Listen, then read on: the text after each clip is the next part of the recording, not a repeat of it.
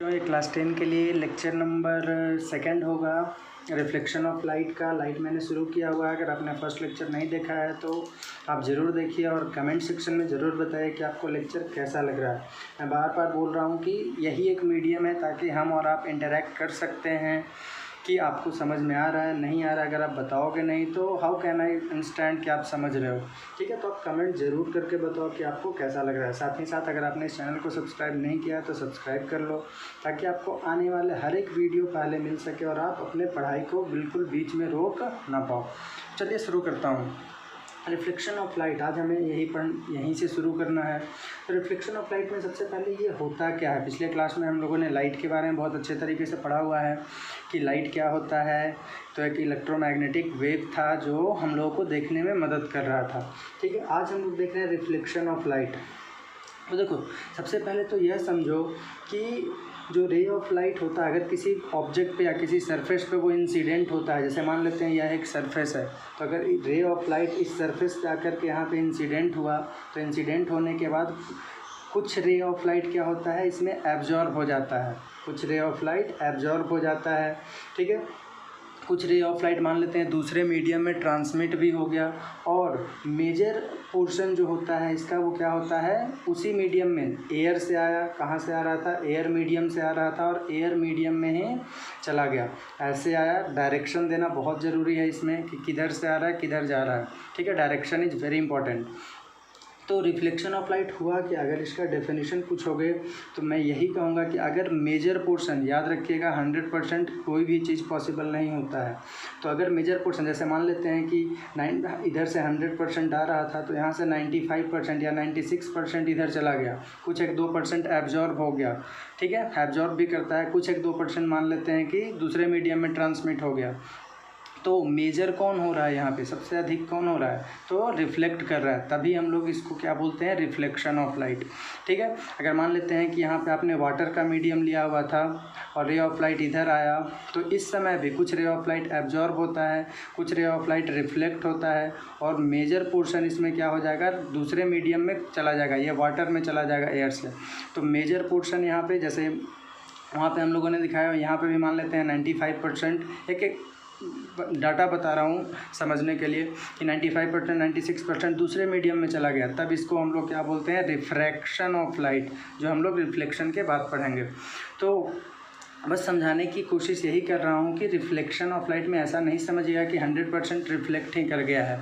ठीक है, कुछ मेजर पोर्शन जो होता है वो क्या होता है, रिफ्लेक्ट कर जाता है, बाकी कुछ एब्जॉर्ब भी होता है, कुछ दूसरे मीडियम में चला भी जाता है, ट्रांसमिट भी हो जाता है। ठीक है, तो एक लाइन में आपको समझने के लिए यहाँ पे यही लिख दे रहा हूँ कि व्हेन ए रे ऑफ लाइट, जब एक ray of light is incident, incident means fall करता है या फॉल्स भी लिख सकते हो, incident on a surface, some portion of it is क्या हो जाता है, एब्जॉर्ब्ड हो जाता है।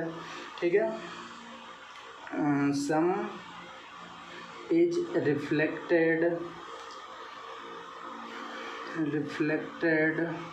And some portion is transmitted to the other medium. ये तीनों कांड यहाँ पे हो रहा है। ठीक है, अब इसमें से जो मैक्सिमम होगा, जो सबसे ज़्यादा होगा, वही उस फेनोमेना का नाम हो जाएगा। जैसे दूसरे मीडियम में अगर चला गया, ट्रांसमिट हो गया तो रिफ्रैक्शन ऑफ लाइट, एब्जॉर्ब हो गया ज़्यादातर तो एब्जॉर्प्शन ऑफ लाइट बोल सकते हो। ठीक है, उसी तरह से अगर रिफ्लेक्ट कर गया मेजर तो हम लोग क्या बोलेंगे कि उस फेनोमेना का नाम क्या हो जाएगा, उस प्रोसेस का, रिफ्लेक्शन ऑफ लाइट। ठीक है, यानी यहाँ से अगर रिफ्लेक्शन ऑफ लाइट का डेफिनेशन तुम मेरे से पूछोगे तो क्या दिया जाएगा कि इफ़ मेजर पोर्शन, अगर ज़्यादातर portion of light rays falling on an object is reflected back into the same medium, same medium का मतलब क्या बोले थे, एयर से आया एयर में ही चला गया, into the same medium this phenomena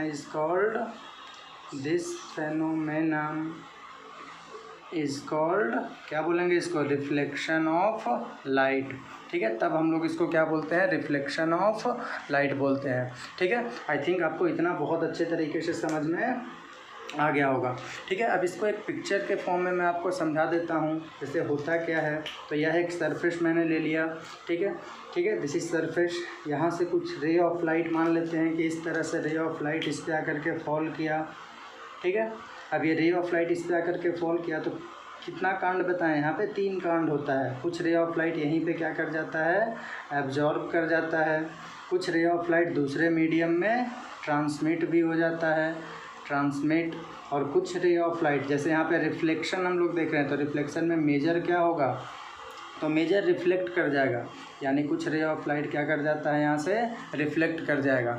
ठीक है, यानी यह अगर जो मेजर होगा, जैसे यहाँ पे रिफ्लेक्शन मेजर हो रहा है तो इस फेनोमेना का नाम हमने रिफ्लेक्शन ऑफ लाइट दे दिया। अगर मेजर में क्या होगा, ट्रांसमिट हो जाएगा दूसरे मीडियम में, तो उसको रिफ्रैक्शन ऑफ लाइट नाम दे देंगे। आई थिंक अब आपको बिल्कुल समझ में आ गया होगा कि रिफ्लेक्शन ऑफ लाइट होता क्या है। ठीक है, अब इससे रिलेटेड कुछ टर्म्स हैं, some terms related to reflection of light. मैं इसको हटा रहा हूँ, आप वीडियो को पॉज करके पूरे अच्छे तरीके से नोट्स बनाओ, पूरा क्लियरेंस आपको मैं यहाँ पे दे दूँगा। एक बहुत ही जानकार व्यक्ति के रूप में आप अपने क्लास में अगर इसको देख लिए अच्छे से आप, तो बहुत अच्छा रिस्पॉन्स आपको एग्जामिनेशन में भी रहेगा। ठीक है, तो नेक्स्ट हेडिंग आपका होगा सम टर्म्स। कुछ टर्म्स होते हैं इसी से रिलेटेड, वो कौन कौन सा टर्म है आप देखो यहाँ पे। तो यह मैंने डायग्राम इस तरह से ले लिया था। ठीक है, एक रे ऑफ लाइट यहाँ से ऐसे आया, ठीक है, और इधर चला गया। अब बाकी 2 को मैं नहीं दिखा रहा हूँ एब्जॉर्ब और ट्रांसमिटेड का, क्योंकि हम लोग रिफ्लेक्शन पढ़ रहे हैं। ठीक है, तो देखो जो रे ऑफ लाइट, यह सब टर्म आप ऐसे ही मौखिक रूप से देख लो, अपने हिसाब से अपना लिख लेना। जो रे ऑफ लाइट आकर के इंसिडेंट हुआ, यानी the ray of light which is incident on the surface, ये क्या था, ये हमारे पास है सरफेस। तो जो रे ऑफ लाइट इंसिडेंट हुआ सरफेस पे, उस रे को हम लोग क्या बोलते हैं, इंसिडेंट रे। ठीक है, फिर जिस पॉइंट पे आकर के इंसिडेंट किया है उस पॉइंट को बोलते हैं हम लोग पॉइंट ऑफ इंसिडेंस। जिसने इंसिडेंट किया उसका नाम क्या हो जाएगा, पॉइंट है इंसिडेंस का। ठीक है, यानी द पॉइंट वेयर या the point at which the incident ray is incident, ठीक है, is known as point of incident, या the point at which ray of light incidents is known as point of incident. और उसके बाद जो यहाँ पे आने के बाद रिफ्लेक्ट कर गया, इसको हम लोग क्या बोलते हैं, रिफ्लेक्टेड रे। ठीक है, यानी the ray of light which is reflected back is known as, या which reflects back is known as reflected ray. ठीक है, आई थिंक इतना आपको यह 3 समझ में आ गया होगा। अब देखो इन दोनों के बीच में कैलकुलेशन करने के लिए हम लोग क्या करते हैं, एक नॉर्मल ड्रा कर देते हैं। ठीक है, ये क्या है, इमेजिनरी, ऐसे ही इमेजिनेशन के लिए क्या ड्रा कर देते हैं हम लोग, नॉर्मल। मान लो कि सरफेस ऐसा है, रे ऑफ लाइट इधर से आया और इधर चला गया, तब नॉर्मल कौन कैसे हो जाएगा, इस तरह से। ठीक है, यानी जो सरफेस है आपका, इस सरफेस के बिल्कुल 90 डिग्री ये फॉर्म करेगा नॉर्मल। ठीक है, मान लेते हैं कि सरफेस कुछ इस तरह से है। ठीक है, तो ये ऐसे आया रे ऑफ लाइट, मान लेते हैं ऐसे चला गया, तो इस सरफेस पे अगर देखोगे तो 90 कैसे हो जाएगा, इस तरह से। मान लेते हैं कि यहाँ पे आया ऐसे चला गया, तो 90 इस सरफेस के लिए देखोगे तो कैसे रहेगा, इस तरह से। ठीक है, तो नॉर्मल के बारे में क्या बोला जाएगा, तो यह एक ऐसे ही इमेजिनरी लाइन है जो हम लोगों ने ड्रा किया हुआ है, किसके किसके बीच में, तो इंसिडेंट रे और रिफ्लेक्टेड रे के बीच में। The imaginary line in between incident ray and reflected ray which is perpendicular to the surface, जो सरफेस के कैसा होता है, परपेंडिकुलर होता है, उसको हम लोग क्या बोलते हैं, नॉर्मल। मैं इसका डेफिनेशन सोच रहा हूँ आपको लिख दूँ, क्या होगा नॉर्मल का डेफिनेशन, बाकी सब का डेफिनेशन आप खुद से ही लिखोगे। तो नॉर्मल का डेफिनेशन हो जाएगा क्या, कि the imaginary line in between incident ray and reflected रे, incident ray and reflected ray which is perpendicular, ये परपेंडिकुलर का सिंबल होता है विच इज परपेंडिकुलर कहाँ पे, at the point of incidence, which is perpendicular at the point of incidence is called normal. ठीक है, उसी को हम लोग क्या बोलते हैं, नॉर्मल बोलते हैं। अब देखो जैसे ही नॉर्मल हमने समझ लिया, 4 डेफिनेशन हमने पढ़ लिया, इसको क्या बोलते हैं हम लोग, नॉर्मल बोलते हैं। तो 4 डेफिनेशन हो गया। जो रे ऑफ लाइट इंसिडेंट किया, इंसिडेंट रे जिस पॉइंट पे किया उसको point of incident, point of incidence, जो रिफ्लेक्ट किया उसको रिफ्लेक्टेड रे, और दोनों के बीच में एक इमेजिनरी लाइन होता है, कौन सा, नॉर्मल। ध्यान रखिएगा इमेजिनरी लाइन है, काल्पनिक है, रियली में ऐसा आप कभी नहीं देखोगे। हाँ, नेक्स्ट क्या है, तो इन दोनों के बीच में, नॉर्मल और इंसिडेंट रे के बीच में देख लो ये एंगल बन रहा है, तो इस एंगल को बोलते हैं, इंसिडेंट रे के साथ नॉर्मल का, तो इसको एंगल ऑफ इंसिडेंस बोलते हैं। ठीक है, यानी the angle between incident ray and normal is called angle of incidence. I क्या हो गया, तो i is angle of incidence. ठीक है, किसके बीच में, नॉर्मल और इंसिडेंट रे के बीच में। उसी तरह से नॉर्मल और रिफ्लेक्टेड रे के बीच में भी एक एंगल होता है, इस एंगल को क्या बोल देंगे, एंगल ऑफ रिफ्लेक्शन, यानी R is angle of reflection. तो इतना पॉइंट डेफिनेशन आपको ध्यान में रखना है। कितना हो गया, 1 2 3 4 5 6 डेफिनेशन मैंने आपको यहाँ पे बताया है। ठीक है, अब एक बहुत ही इम्पॉर्टेंट यहाँ पे आ जाता है कि रिफ्लेक्शन के समय में क्या होता है क्या नहीं होता है। ठीक है, क्या होता है क्या नहीं का मतलब अभी समझ में आ जाएगा आपको। तो ड्यूरिंग रिफ्लेक्शन कितनी बार पूछ देता है कि कौन सा चीज़ चेंज करता है, कौन सा चीज़ चेंज नहीं करता है।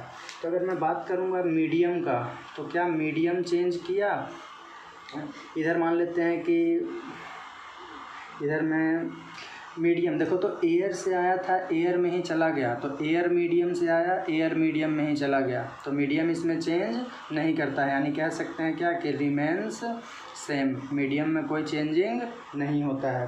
दूसरा मान लेते हैं कि स्पीड की बात करेगा, कि speed of the ray of light, तो speed of the ray of light भी चेंज नहीं करता है, यानी यह भी क्या होगा, रिमेन्स सेम रहेगा। ठीक है, तीसरा मैं बात करता हूँ फ्रीक्वेंसी का। ठीक है, तो फ्रीक्वेंसी भी देखो सेम मीडियम के लिए फ्रीक्वेंसी क्या होगा, सेम ही रहता है। ठीक है, यानी यह भी रिमेन्स सेम, हालांकि उस आगे भी हम लोग देखेंगे रिफ्रैक्शन में भी तो फ्रीक्वेंसी सेम रहता है। ठीक है, फ्रीक्वेंसी क्या होता है, नंबर ऑफ ऑसिलेशंस पर सेकेंड। ठीक है, और ये प्रॉपर्टी ऑफ कह सकते हो कलर होता है। ठीक है, कलर चेंज नहीं करता है, देखते हो जैसा कलर रहेगा वैसा ही कलर चला जाता है, तो इसीलिए फ्रीक्वेंसी भी चेंज नहीं करता है। ठीक है, नेक्स्ट हम लोग बात करते हैं वेवलेंथ का। तो वेवलेंथ भी देखो मीडियम चेंज नहीं करा, तो वेवलेंथ भी चेंज नहीं करेगा, उसी मीडियम से आ रहा है उसी मीडियम में चला गया। नेक्स्ट हम लोग बात कर लेते हैं कलर का। तो कलर भी चेंज नहीं करता है, यानी यह भी रिमेन्स सेम होता है। नेक्स्ट अगर बात करोगे डायरेक्शन का, तो डायरेक्शन देखो इधर आ रहा था और उधर चला गया, तो डायरेक्शन चेंज कर गया, यानी डायरेक्शन में हम लोग क्या लिखेंगे कि ये चेंज कर जाता है।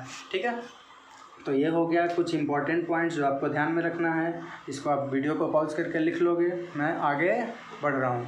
ठीक है, और ये सब डेफिनेशन जो मैंने छोड़ा है आपके लिए वो आप खुद से लिखोगे। आई थिंक इतना आप कैपेबल हो गए होंगे कि अब आप लिख सकते हो। ठीक है, तो चलो जिसका एक थोड़ा बहुत मुश्किल लग रहा था मैंने आपको नॉर्मल का डेफिनेशन लिख दिया, बाकी सब इजी है। अगर ये भी नहीं लिखते हो तो आप जा कर के 2-3 क्लास नीचे चले जाओ, आपको 10th में पढ़ने का कोई अधिकार नहीं है। ठीक है, बोझ हो आप 10th क्लास के लिए। ठीक है, ये मजाक करने की मेरी आदत है, आप पढ़ो लिखो बहुत अच्छे तरीके से, कोई दिक्कत नहीं है। Next is types of reflection. तो देखो रिफ्लेक्शन जो होता है वो 2 तरह से का होता है। कौन कौन सा होता है, तो एक को बोलते हैं रेगुलर रिफ्लेक्शन, रेगुलर REGULAR, और दूसरा क्या होता है इरेगुलर, जिसको और भी क्या बोलते हैं डिफ्यूज्ड, DIFFUSED, डिफ्यूज्ड रिफ्लेक्शन।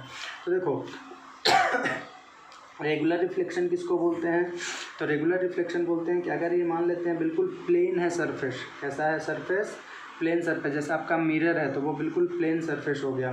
ठीक है, प्लेन मिरर, तो दिस इज प्लेन सरफेस। अब इस प्लेन सरफेस पे क्या होता है, तो मान लेते हैं कि इस प्लेन सरफेस पे आपने किया क्या है, तो आपने इस प्लेन सरफेस पे कुछ पैरेलल रे ऑफ लाइट को इंसिडेंट करवा दिया है।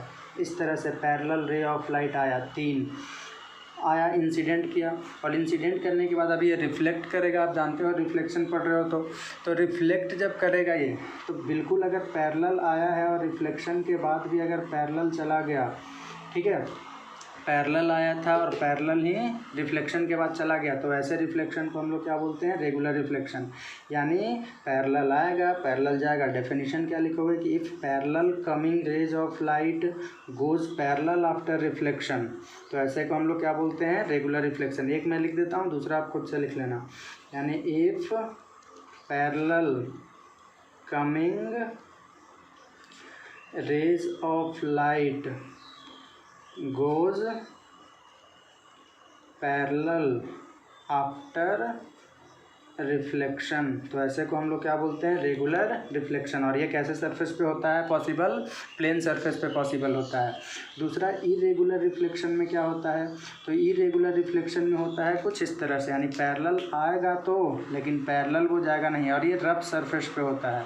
ठीक है, दो डिफरेंस इसमें हो गया, रफ सरफेस, उबड़ खाबड़ सरफेस। अब इसमें क्या होगा, तो रे ऑफ लाइट इस तरह से मान लेते हैं कि हमारे पास पैरेलल चला आया इधर से, ये इधर से ऐसे पैरेलल कुछ रेज ऑफ लाइट आ गया।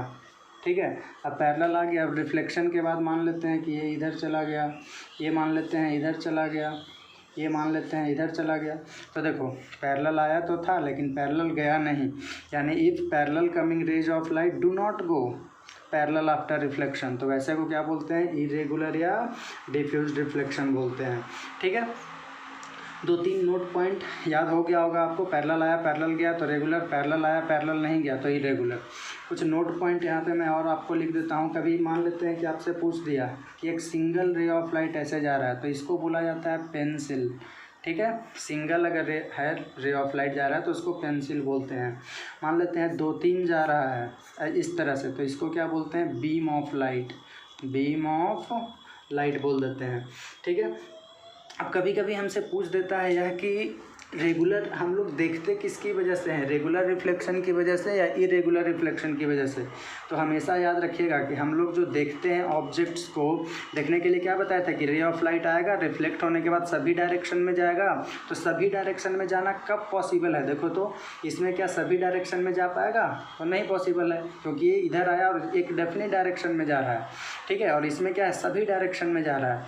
ठीक है, तो किससे देख सकते हो, तो सभी डायरेक्शन में देखने के लिए बताया था कि रे ऑफ लाइट आएगा और सभी डायरेक्शन में जाएगा। अब यहाँ से जो रे ऑफ लाइट हमारे आँख तक पहुँचेगा उससे हम लोग उस ऑब्जेक्ट को देख पाते हैं। तो इसमें सभी डायरेक्शन में जा रहा है तो हम लोग देखेंगे अभी किसकी वजह से, तो इरेगुलर रिफ्लेक्शन की वजह से। यानी we see objects around us due to कौन सा रिफ्लेक्शन, इरेगुलर रिफ्लेक्शन। ठीक है, यानी इरेगुलर रिफ्लेक्शन की वजह से हम लोग ऑब्जेक्ट को अपने आसपास में देख पाते हैं। ठीक है, अब कभी यह पूछ दिया कि तो भाई ये तो ठीक है कि इरेगुलर रिफ्लेक्शन से देखते हैं, अगर रेगुलर रिफ्लेक्शन से फिर कैसा दिखाई देगा। तो देखो रेगुलर रिफ्लेक्शन में क्या बताएं कि आएगा पैरेलल और पैरेलल एक ही बार चला जाएगा। अब आप सोच करके देखो, आप इसको खुद एक्सपेरिमेंट कर सकते हो। मान लो कि एक सनरेज है, सनरेज को पे आप ऐसे आईना लगा दो, मिरर लगा दो और किसी की आँख पे डायरेक्टली फोकस करा दो, क्या वो आदमी देख सकता है, देख पाएगा, उसका आँख चौंधिया जाएगा। यानी क्या कह सकते हैं हम लोग कि या तो बिल्कुल ब्राइट वहाँ पे नज़र आएगा, जहाँ पे रे ऑफ लाइट मान लो कि चला गया वहाँ पे बिल्कुल ब्राइट, या नहीं दिखाई देगा, बिल्कुल डार्क दिखाई देगा। तो यह होता है रेगुलर रिफ्लेक्शन में। यानी रेगुलर रिफ्लेक्शन की वजह से कैसा दिखाई देता है, तो रेगुलर की वजह से या तो वेरी ब्राइट दिखाई देगा, वेरी ब्राइट, या कह सकते हैं कि वेरी डार्क दिखाई देगा। ठीक है, तो बहुत इंपॉर्टेंट ये सब कॉन्सेप्ट है, आप इसको ज़रूर ध्यान में रखिएगा। ठीक है, चलिए तो इतना वीडियो को पॉज करके आप छाप लेना, छापने में माहिर हो ही। और वीडियो कैसा लग रहा है ज़रूर बताना। आप लोग कमेंट नहीं करते हो यार, मैं मेरे मेहनत को आप ऐसे ही जाने दे रहे हो। मैं वेट करता रहता हूँ कि आप कब कमेंट करके बताओगे कि हाँ सर बहुत अच्छा लगा, समझ में आ गया पूरी तरह से। आप कुछ बोलते ही नहीं हो, ऐसा लगता है कि वीडियो के बाद मान लो कि आपको 10 सेकंड के लिए कमेंट लिखने में लग गया कि हाँ सर बहुत अच्छा लगा, तो क्या चला जाएगा, मेरे को भी खुशी हो जाएगा कि हाँ आपको समझ में आ रहा है, मुझे भी संतुष्टि हो जाएगा। तो चलो अगला टॉपिक मैं शुरू करता हूँ, प्लेन मिरर। तो देखो प्लेन मिरर क्या होता है, तो प्लेन मिरर हो गया एक प्लेन, ऐसे ही ग्लास का सीट ले लो, ठीक है, एक ग्लास का सीट ले लो, ग्लास बोल रहा हूँ मैं, जिसके इस साइड से उस साइड दिखाई देता है, ठीक है, ग्लास ले लो और उसको एक साइड से पेंट कर दो, तो वही क्या बन जाता है, मिरर बन जाता है। अब इसी को तुम अंग्रेजी में लिख दो तो तुम्हारा डेफिनेशन बन गया मिरर का। क्या लिए हम लोग, तो जब एक प्लेन ग्लास सीट को लेकर के या एक ग्लास के सीट को लेकर के एक साइड से हम लोगों ने पेंट कर दिया, ये प्लेन मिरर है तो प्लेन ग्लास को ले गो, और दूसरा स्फेरिकल आगे में आएगा तो उसमें स्फेरिकल ग्लास को ले गो। यानी अगर सिंपली मिरर का डेफिनेशन तुमसे पूछ दिया तो क्या बोलोगे कि when a glass sheet is painted from one side it behaves like a mirror, ठीक है। प्लेन है तो प्लेन ग्लास सीट हम लोग ले लेंगे, यानी क्या इसका डेफिनेशन लिख देंगे कि when a plane glass sheet is painted from one side it behaves like a mirror, ठीक है। इसको रिप्रेजेंट कैसे करते हैं, तो इसको रिप्रेजेंट किया जाता है इस तरह से, ये मान लो प्लेन ग्लास है ऐसे, तो इसके एक साइड से ये हम पेंटिंग कर दिए, ठीक है। अब बोलोगे कि सर पेंटिंग कौन से कलर से करें, तो देखो पेंटिंग करने के लिए अगर तुम बेहतर पूछोगे तो सिल्वर कलर का जो कोटिंग होता है वो सबसे बेहतर होता है, क्योंकि वो मिरर में होना क्या चाहिए, रे ऑफ लाइट आ रहा है उसको रिफ्लेक्ट करे, तो बेहतर रिफ्लेक्ट कौन करता है, सिल्वर कलर ऑफ लाइट। तो इसीलिए कहा जाता है कि जनरली पेंटिंग जो किया जाता है वो कौन से कलर से करते हैं हम लोग, सिल्वर कलर से, यानी जनरली पेंटिंग इज डन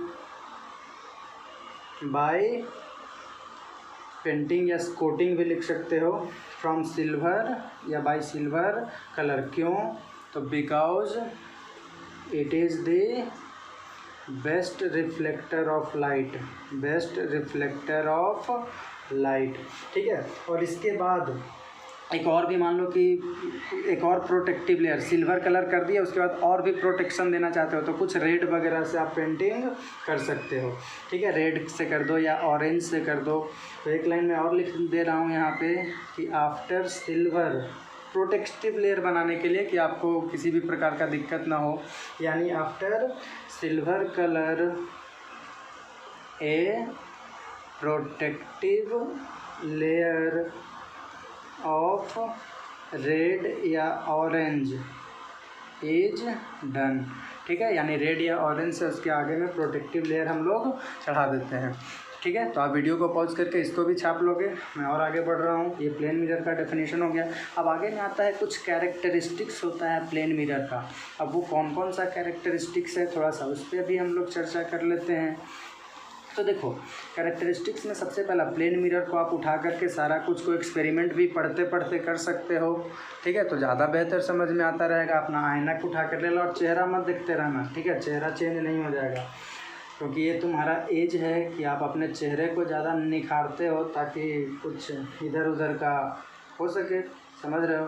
तो characteristics of PM, prime minister, plane mirror है, प्राइम मिनिस्टर नहीं है, ठीक है। तो देखो सबसे पहला कैरेक्टरिस्टिक्स क्या होता है, जैसे मान लेते हैं कि ये हमने मिरर ले लिया है, ठीक है, इस तरह से ये हमारे पास एक मिरर आ गया, ठीक है। अब यहाँ पे मान लेते हैं कि हम लिख दिए कुछ P। अब जब P लिख देते हैं तो क्या देखते हो तुम, या अपना चेहरा देखते हो तो अब वैसा ही बिल्कुल सेम साइज़ का दिखता है ना, तो जस्ट इस तरह से दिखता है, यानी इन्वर्टेड।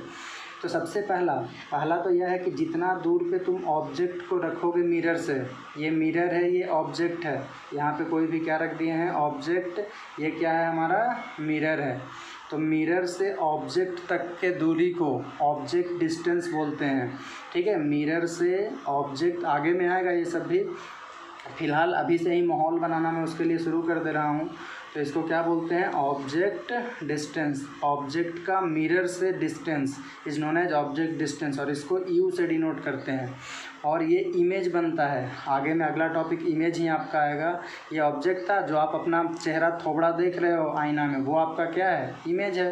तो इमेज का मिरर से दूरी तो क्या बोल देंगे, ऑब्जेक्ट का दूरी था तो ऑब्जेक्ट डिस्टेंस, इमेज का दूरी है तो कौन सा डिस्टेंस बोल दोगे, इमेज डिस्टेंस बोल दोगे, ठीक है। और इसको डिनोट करते हैं भी से। कभी कन्फ्यूजन हो कि कौन यू कौन भी, तो देखो भी ऐसे है, इसके ऊपर में ये अगर डॉट दे दोगे तो आई की तरह प्रतीत होगा, तो आई यानी इमेज, भी इमेज। और यू है, यू को थोड़ा सा ऐसे गोल कर दोगे तो क्या बन जाता है, ऑब्जेक्ट, ओ यानी ऑब्जेक्ट डिस्टेंस। तो इस तरह से बोला गया है, याद रखने के लिए बस बोल दिए हैं, ऑब्जेक्ट डिस्टेंस, इमेज डिस्टेंस। तो जितना यानी ये ऑब्जेक्ट का जितना दूरी, ऑब्जेक्ट डिस्टेंस बराबर इमेज डिस्टेंस होता है। कैरेक्टरिस्टिक्स ऑफ प्लेन मिरर, सबसे पहला क्या होता है, यू बराबर भी, ठीक है। ऑब्जेक्ट डिस्टेंस जितना है उतना ही क्या रहता है, इमेज का डिस्टेंस भी रहता है। दूसरा, ये ऑब्जेक्ट था इधर में, तो इसका कुछ हाइट होगा, और इधर भी इमेज का भी कुछ हाइट होगा। तो हाइट ऑफ ऑब्जेक्ट को डिनोट कर दे रहे हैं एच ओ से, हाइट ऑफ ऑब्जेक्ट, और हाइट ऑफ इमेज को एच आई से। तो देखो दूसरा कैरेक्टरिस्टिक्स क्या होता है, दोनों बराबर होता है, यानी हाइट ऑफ ऑब्जेक्ट बराबर हाइट ऑफ इमेज होता है, ठीक है। ये सेकंड कैरेक्टरिस्टिक्स हो गया। तीसरा कैरेक्टरिस्टिक्स में क्या होता है, तो थर्ड कैरेक्टरिस्टिक्स इसका यह होता है कि देखो सीधा है ना बिल्कुल, ये मान लो ये उसका मुंडी था, तो मुंडी ऊपर में है, इधर में भी। ऐसा तो नहीं है कि आईना में तुम देखने गए, सब चेहरा के सामने रखे तो पैर दिख गया, ऐसा तो नहीं होता है ना। यानी इमेज ये दिखता है, बिल्कुल स्ट्रेट दिखाता है, सीधा दिखाता है। तो सीधा को यहाँ पे फिजिक्स की लैंग्वेज में बोलते हैं इरेक्ट, यानी जो इमेज बनता है वो कैसा होता है, इरेक्ट होता है, ठीक है। और फोर्थ पॉइंट में क्या बोल रहे हैं कि वर्चुअल होता है। वर्चुअल अभी मैं नहीं बताऊंगा, क्योंकि जब इमेज बताऊंगा तो उसी समय वर्चुअल, काल्पनिक होता है, थोड़ी देर के लिए रहता है। वर्चुअल का मतलब ये होता है जब तक आप उसके सामने, मिरर के सामने रहोगे तब तक आपको दिखाई देगा, हट जाओगे तो ऐसा नहीं है कोई और देखेगा तो पहले तुम्हारा फोटो उसमें दिखा दिया, ऐसा नहीं है, ठीक है। यानी वर्चुअल होता है, काल्पनिक होता है, इमेजिनरी होता है, थोड़ी देर के लिए होता है, ठीक है। तो वर्चुअल होता है, इरेक्ट होता है। नेक्स्ट पांचवा क्या बोला गया, लैटरली इन्वर्टेड होता है। लैटरली इन्वर्टेड का मतलब देखो, हम रखे थे सीधा P और इधर दिखा रहा है Q, तो यह जो लेफ़्ट वाला राइट में दिखाना है और राइट वाला लेफ़्ट में दिखाना है, उसी को हम लोग लैटरल इन्वर्जन बोलते हैं। यानी क्या बोल देंगे कि the phenomena in which left side of an object appears in right side and right side of an object appears in left side is known as lateral inversion. जैसे आप लोग देखे होंगे कि गाड़ियों वगैरह पे, एम्बुलेंस पे जनरली इस तरह से लिखा हुआ रहता है, ठीक है, AMBULANCE ऐसे लिखा हुआ रहता है। तो आखिर ये ऐसे क्यों लिखा हुआ था, कभी सोचे उल्टा? तो उल्टा इसलिए लिखा हुआ होता है ताकि जब देखो पीछे वाला गाड़ी वाला आदमी जब इसको देखे तो उसको क्या दिख जाए, तो इसको बिल्कुल दिख जाए सीधा। इसको जैसे मान लेते हैं कि यहाँ पे अभी मैं आईना में दिखाना चाहूँगा तो आपको दिख रहा है, थोड़ा बहुत 2-4 लेटर आपको दिख रहा होगा कि कैसा दिख रहा है आपको, AMBUL दिख रहा है, तो ये बिल्कुल सीधा दिख रहा है। तो ताकि बिल्कुल सीधा दिख जाए, और जब सीधा दिख जाएगा पीछे वाले ड्राइवर को, जो आगे ड्राइवर जा रहा है उसका, उसमें पीछे जो एम्बुलेंस है उस पर ये बिल्कुल दिख जाए, तो क्या होगा, उसको साइड दे देगा, क्योंकि उसमें जान रहा टपकने वाला आदमी जा रहा है, बेचारा कब टपक जाएगा, जल्दी उसको पहुँचना ज़रूरी है। तो इस वजह से एम्बुलेंस ऐसे लिखा हुआ होता है, ठीक है। आप इसका आंसर मेरे को कमेंट सेक्शन में ज़रूर बताओ कि क्या होगा, आप अपने लैंग्वेज में उत्तर देना। तो ये रहा लैटरल इन्वर्जन का कॉन्सेप्ट। आपको पूरा कैरेक्टरिस्टिक्स ध्यान में रखना है, और लैटरल इन्वर्जन क्या होता है यह भी ध्यान में रखना है, और एम्बुलेंस वगैरह को ऐसे क्यों लिखा जाता है यह ध्यान में रखना है। ये 3 सवाल यहाँ से बनता है। क्या क्या कैरेक्टरिस्टिक्स पढ़ लिए, तो वर्चुअल इरेक्ट होता है, रियल होता है, इन्वर्टेड होता है, ठीक है। फिर यू और भी बराबर होता है, और हाइट ऑफ इमेज और हाइट ऑफ ऑब्जेक्ट बराबर होता है। तो ये इतना कॉन्सेप्ट आपको इसमें ध्यान में रखना है। लैटरल इन्वर्जन का डेफिनेशन मैं अभी यहाँ पे लिख दे रहा हूँ, आप छाप लेना इसको। तो ये मैंने आपको यहाँ पे डेफिनेशन लिख दिया, आप छाप लोगे। कैरेक्टरिस्टिक्स ध्यान में रखना प्लेन मिरर का कि ऑब्जेक्ट डिस्टेंस, यानी जितना ऑब्जेक्ट डिस्टेंस और इमेज डिस्टेंस बराबर होता है, height of object height of image बराबर होता है, वर्चुअल बनता है, इरेक्ट बनता है और लैटरली इन्वर्टेड होता है, ठीक है। और एक क्वेश्चन का आंसर आप मेरे को कमेंट सेक्शन में देना है कि एम्बुलेंस में जो वर्ड होता है वो उल्टा क्यों लिखा हुआ रहता है, ठीक है। तो ये आपको आंसर देना है कमेंट सेक्शन में कि आखिर ये क्यों होता है ऐसा, ठीक है। अब ये सब भी देने से पीछे मत हटना, क्योंकि ये सब लिखोगे तो मुझे पता चलेगा कि हाँ आपका प्रिपरेशन किस तरह से चल रहा है, कि आप अपने लैंग्वेज में किस तरह से उत्तर दे पा रहे हो, ठीक है। नेक्स्ट अगला मैं कुछ नोट पॉइंट और आपको बता दे रहा हूँ। वह नोट पॉइंट में सबसे पहला है, पहला पॉइंट में क्या है कि अगर आपको से यह पूछ दिया जाए कि कितने हाइट का प्लेन मिरर आपके घर में चाहिए ताकि आप अपना पूरा बॉडी देख सको, यानी what is the minimum height of mirror required to see your whole body. तो देखो तुम अपने पूरे अगर एट ए कंसिडरेबल दूरी, जैसे मान लेते हैं ये आपने मिरर आपके घर में है, तो आपसे पूछ दिया कि कितना हाइट चाहिए ताकि आप इसके सामने मान लेते हैं कि खड़े हो जाओ तो आपका पूरा इमेज ऊपर से नीचे तक का इसमें दिख जाए। तो देखो जितना हाइट है आदमी का मिनिमम, ऐसा नहीं कि यहाँ पे खड़ा हो जाओगे तो हो जाएगा, ऐसा नहीं है। मिनिमम हाइट जो इसके लिए चाहिए कि आप अपना पूरा बॉडी प्लेन मिरर में देख सकते हो, उसके लिए हाइट ऑफ मिरर जो चाहिए वो आदमी के हाइट के आधा चाहिए। हाइट ऑफ मिरर इसके लिए कितना चाहिए, तो हाइट ऑफ मैन बटा 2, ठीक है। जितना जैसे मान लेते हैं कि मैन जो है वो 6 फीट का है तो उसको मिरर कितना फीट का चाहिए, तो मिरर उसको चाहिए 6/2 यानी 3 फीट का मिरर चाहिए कम से कम, ठीक है, अपने पूरे बॉडी को देखने के लिए। सेकेंड पॉइंट में क्या है, देखो प्लेन मिरर में अभी हम लोग देखें कि वर्चुअल इमेज बनता है और इरेक्ट इमेज बनता है। तो प्लेन मिरर हमेशा वर्चुअल और इरेक्ट इमेज बनाता है, लेकिन एक बार NDA CDS में क्वेश्चन पूछा हुआ था ये कि क्या कोई ऐसा सीन है कि जिस समय जो इमेज बनता है वो वर्चुअल के साथ इन्वर्टेड यानी उल्टा बन जाए। इरेक्ट का मतलब सीधा बताया था, हेड ऊपर का हेड ऊपर, लेकिन क्या ऐसा सीन है कि वर्चुअल के साथ, वर्चुअल मतलब काल्पनिक तो बनता ही है, उसके साथ साथ में उल्टा बन जाए, क्या ऐसा सीन हो सकता है? तो हाँ बिल्कुल हो सकता है। यानी जो प्लेन मिरर है हम लोग क्या जानते हैं कि ऑलवेज फॉर्म्स, या प्लेन मिरर ऑलवेज मत लिखो फॉर्म्स, कैसा, वर्चुअल एंड इरेक्ट इमेज, ठीक है, यही बनाता है। लेकिन if we stand on mirror, अगर हम लोग आईने पे ही खड़े हो जाएं, या कह सकते हो put the mirror on our head, put the mirror on our head, अपने माथा पे रख लें, तो उस सिचुएशन में क्या होता है देखना, जब मैं मिरर पे तुम खड़े हो जाओगे तो उस समय कैसा दिखेगा, जस्ट उल्टा दिखेगा। फिर से मैं दिखा देना चाह रहा हूँ आपको, जैसे मान लेते हैं कि ये है, ठीक है, तो ये ऐसे अगर रखोगे तुम, तो इस तरह से अगर तुम रखते हो तो देखो तो थे तुम सीधा, लेकिन आपको दिखाई दे रहा है बिल्कुल उल्टा। हेड ऊपर था, उसमें हेड नीचे दिखाई दे रहा है, ठीक है, यानी उल्टा दिखाई दे रहा है। तो क्या बोला गया कि पुट द मिरर, अगर ऐसा तुम करते हो कि मिरर पे ही खड़े हो जाओ या स्टैंड कर जाओ मिरर पे, तो इस सिचुएशन में कैसा दिखाई देगा, वर्चुअल तो रहेगा, थोड़ी देर के लिए काल्पनिक रहेगा, लेकिन उसके साथ साथ उल्टा रहेगा, यानी इरेक्ट, सीधा नहीं रहेगा, उल्टा रहेगा। उल्टा को फिजिक्स में इन्वर्टेड बोलते हैं, फिजिक्स की लैंग्वेज में। यानी देन इमेज फॉर्म्ड इज कैसा होगा, वर्चुअल एंड इन्वर्टेड, वर्चुअल के साथ कैसा बन जाएगा, इन्वर्टेड बन जाएगा, ठीक है। तो ये 2 पॉइंट को आपको ध्यान में रखना है। एक और भी पॉइंट मैं बता देना चाह रहा हूँ, इसको दोनों को आप छाप लीजिए वीडियो को पॉज करके। हाँ, और कोशिश करो कि बच्चा हो तो बाल उल मुड़वा करके रहो ताकि थोड़ा दिमाग फ्रेश रहे तुम्हारा। मैंने तो अपना मुड़वा करके रखा हुआ है ताकि कुछ टाइम का बचत हो जाए नहाने धोने में। चलो नेक्स्ट बात करता हूँ। अभी मेरा हेड दिख गया था, मैंने इसलिए बता दिया आपको। देखो तीसरा पॉइंट में क्या है, तो minimum size of mirror required to see opposite wall. कभी यह भी क्वेश्चन पूछ देता है, यह भी NDA CDS में पूछा हुआ है।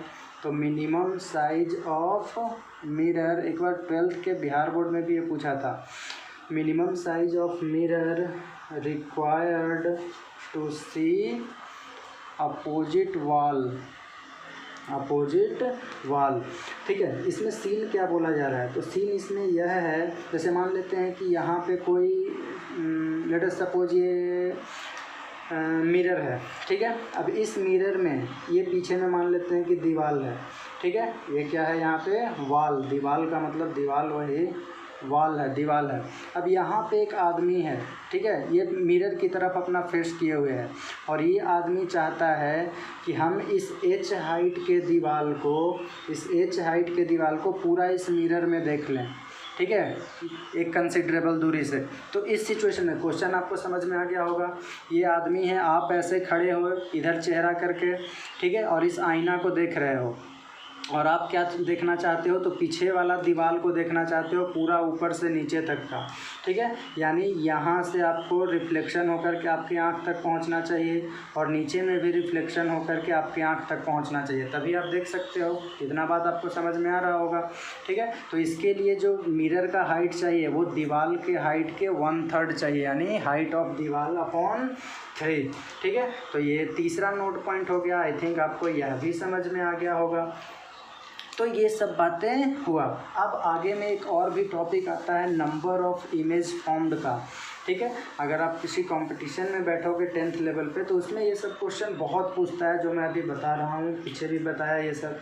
तो number of image formed between 2 plane mirrors, यानी 2 प्लेन मिरर है, उसमें कितना नंबर ऑफ इमेज बन रहा है, उसको अगर आपसे पूछा जाए। जैसे मान लेते हैं एक प्लेन मिरर आप ये रख दो, दूसरा प्लेन मिरर ऐसे रख दिए, ठीक है, यहाँ पे कोई ऑब्जेक्ट रख दिए, तो इस ऑब्जेक्ट का कितना इमेज आपको इधर उधर इमेज दिखाई देगा।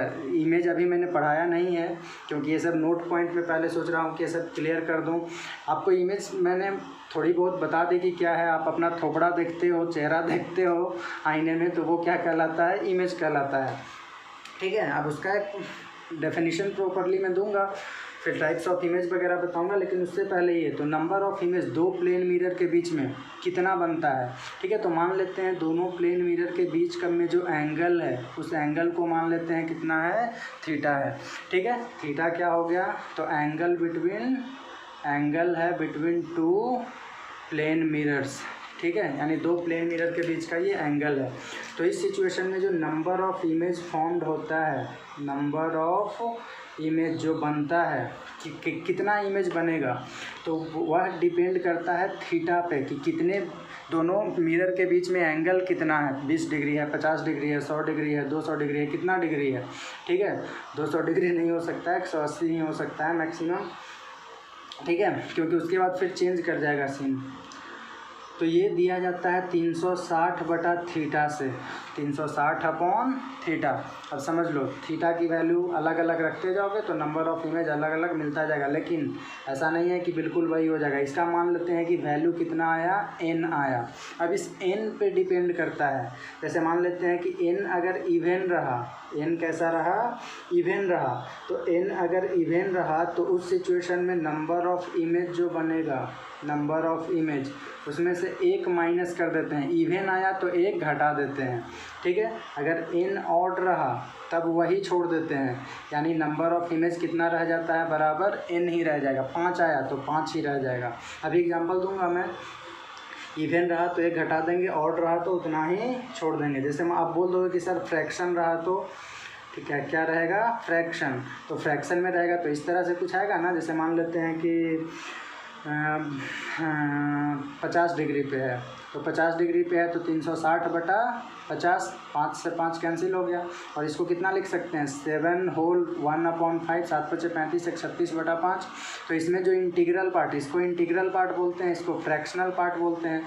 तो जो इंटीग्रल पार्ट होता है वह कहलाता है, यानी इस सिचुएशन में नंबर ऑफ इमेज कौन सा हो जाएगा, इंटीग्रल पार्ट कहलाता है, ठीक है। जो इंटीग्रल पार्ट है उस उतना ही नंबर ऑफ इमेज फॉर्म्ड होता है, ठीक है। एक और भी सीन है कि अगर एंगल के बाइसेक्टर पे बिल्कुल रखा हुआ है, जैसे मान लेते हैं 60 डिग्री दोनों के बीच में एंगल हम लोग लेकर के चले थे, और बिल्कुल 30 डिग्री पे बाइसेक्ट करोगे इसका, तो 30 और 30 होगा, 60 है। तो अब बाइसेक्टर पे रख दिया गया है, तो बाइसेक्टर पे जब रख दोगे तो एक इमेज जो होगा वो दोनों मिरर में कॉमन हो जाएगा। सोच करके देखो, बिल्कुल बीच में रखा हुआ है, तो बीच में है तो इसका मतलब कि एक इमेज जो इसके लिए होगा वही इसके लिए भी होगा, यानी एक इमेज कॉमन हो जाता है। तो अगर बाइसेक्टर पे रख दोगे, यानी if object is placed on the angle bisector, on the line of angle bisector, तो एंगल बाइसेक्टर के लाइन पे रख दोगे, तो इस सिचुएशन में नंबर ऑफ इमेज कितना हो जाएगा, उसमें से एक फिर भी इसमें भी हम लोग माइनस कर देते हैं, यानी n-1, ठीक है। आई थिंक इतना क्लियर हुआ होगा आपको। अब कुछ एग्जांपल्स देख लेते हैं ताकि और आपको क्लियरेंस मिल जाए यहाँ पे। अब सबसे पहला मान लेते हैं कि थीटा की वैल्यू 90 डिग्री यानी परपेंडिकुलर दोनों मिरर रखा हुआ है। तो अगर परपेंडिकुलर रखा हुआ है तो इस सिचुएशन में नंबर ऑफ इमेज के लिए क्या बताएं हम, जस्ट क्या कर दोगे, नंबर ऑफ इमेज बराबर 360 बटा थीटा, थीटा 90 है तो 360 बटा 90, ये 4 टाइम्स कैंसिल हो जाएगा। 4 क्या है, इवन है, इवन है तो 1 घटा देंगे यानी नंबर ऑफ इमेज फॉर्म्ड यहाँ पे कितना हो जाएगा, 3 हो जाएगा। ठीक है, मान लेते हैं कि थीटा बराबर है 60 डिग्री, तो 60 डिग्री है तो कितना हो जाएगा 360 बटा 60, इससे कैंसिल 6 आएगा, कैंसिल होकर के 6 भी इवन है तो नंबर ऑफ इमेज फॉर्म्ड 1 घटा देंगे 5 हो जाएगा। ठीक है, नेक्स्ट मान लेते हैं कि थीटा की वैल्यू है, लेट अस सपोज कितना ले ले, कुछ ऐसा वैल्यू लो जिसमें ऑड भी आ जाए, 40 डिग्री मान लेते हैं कि ले लेते हैं। ठीक है, 40 ले लोगे तो 360 बटा कितना हो जाएगा 40, तो 360 बटा 40 तो ये कितना हो जाएगा 9, तो ये ऑड हो गया तो नंबर ऑफ इमेज फॉर्म्ड कितना रह जाएगा 9 ही रह जाएगा। ठीक है, क्या क्लियर हो रहा है। एक और एग्जांपल मैं ले लेता हूँ, जैसे मान लेते हैं सब सारे एग्जांपल को छाप लोगे, एक भी नहीं छोड़ना आपको, जो भी मैं बोर्ड पे लिख रहा हूँ हर एक चीज़ इम्पॉर्टेंट है।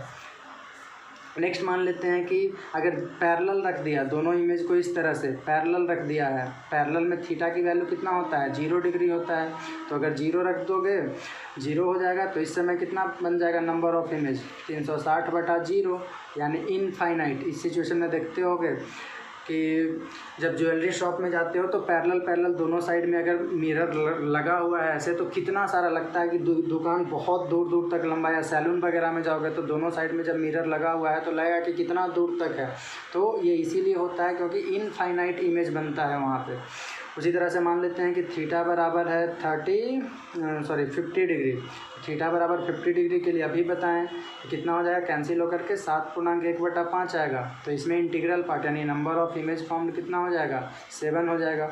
ठीक है, अब एक कमेंट सेक्शन में आप मेरे को बताइए कि अगर 40 डिग्री पे ही रखे हैं और बाइसेक्टर पे रख दिए हैं तो कितना इमेज बनेगा। 40 डिग्री पे, 40 डिग्री है दोनों के बीच में और ये बाइसेक्टर पे रखा हुआ है, तो कितना नंबर ऑफ इमेज बनेगा। ठीक है, तो आज के लिए मैं इतना ही रहने देता हूँ। कैसा वीडियो लगा आप ज़रूर बताओ कमेंट सेक्शन में। अगर चैनल को सब्सक्राइब नहीं किया है तो सब्सक्राइब कर लो। आज के लिए इतना ही, धन्यवाद, जय हिंद।